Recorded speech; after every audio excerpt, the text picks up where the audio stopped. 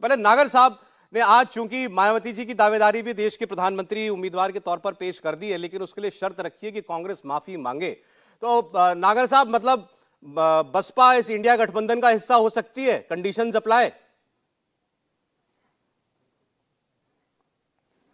देखिए, मैं इस बात को दोबारा साफ कर रहा हूं कि मैंने कहा था, अभी कह रहा हूं कि दो कांग्रेसी नेताओं के, एक तो कोई सीनियर नेता ओवरसीज से उन्होंने बयान दिया कि अगर बगैर बीएसपी के कांग्रेस और यथाकथित जो गठबंधन है इंडिया गठबंधन, वो अगर चुनाव लड़ेगा बगैर बीएसपी के तो 73 से 75 सीट आएंगी बीजेपी की। और दूसरे हैं जो एआईसीसी के मेंबर भी हैं, जो पिछले होम मिनिस्टर के सामने चुनाव भी लड़े हैं, जो प्रियंका गांधी जी के सलाहकार भी रहे हैं और जो खड़गे साहब के प्रस्तावक भी रहे हैं, आचार्य प्रमोद कृष्णन।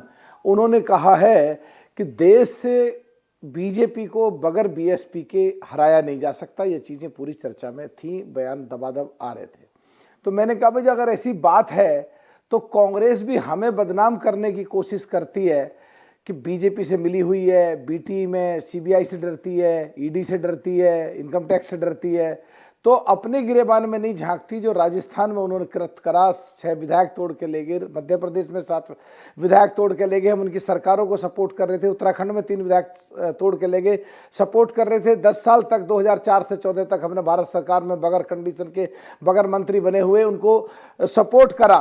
तो ऐसी स्थिति में अगर वो इसकी माफी मांग लें और कुमारी बहन मायावती जी को, आज जो देश का माहौल है दलित और पिछड़ों का, और दलित जो हो रही है प्रधानमंत्री का कैंडिडेट का, जो बाबा साहब के समय से बाबा साहब की विचारधारा जो काशीराम जी ने आगे बढ़ाई और जिसे कुमारी बहन मायावती जी आगे दबादब बढ़ा रही हैं, उसके लिए सबसे बड़ा चेहरा है।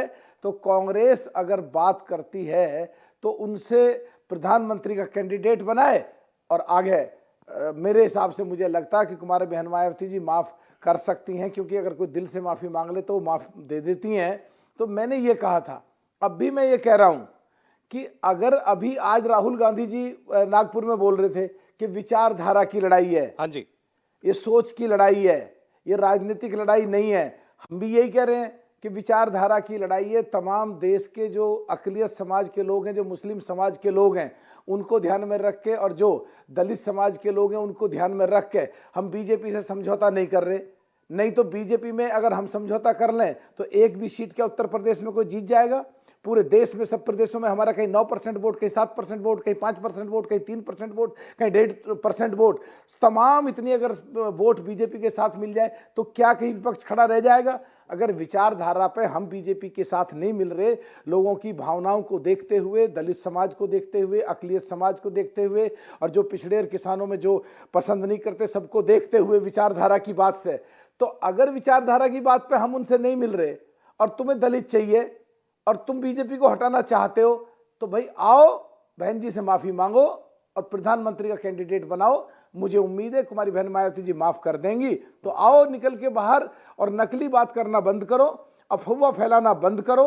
कांग्रेस के जो लोग कहते हैं कि बीएसपी बीटी में डरती हैं, अरे तुम गलती करते हो, तुम चोट पहुंचाते हो, तुम डकैती डालते हो, विधायक तोड़ के ले जाते हो, चोरी भी, सीना जोरी भी, और तुम ये भी फिर मानते हो कि तुमसे सीधी बात भी ना कही जाए। अरे आज किस स्थिति में हो देखो जरा, और फिर अगर तुम बीजेपी को हटाना चाहते हो तो बढ़ो आगे और देखते हैं फिर क्या होगा।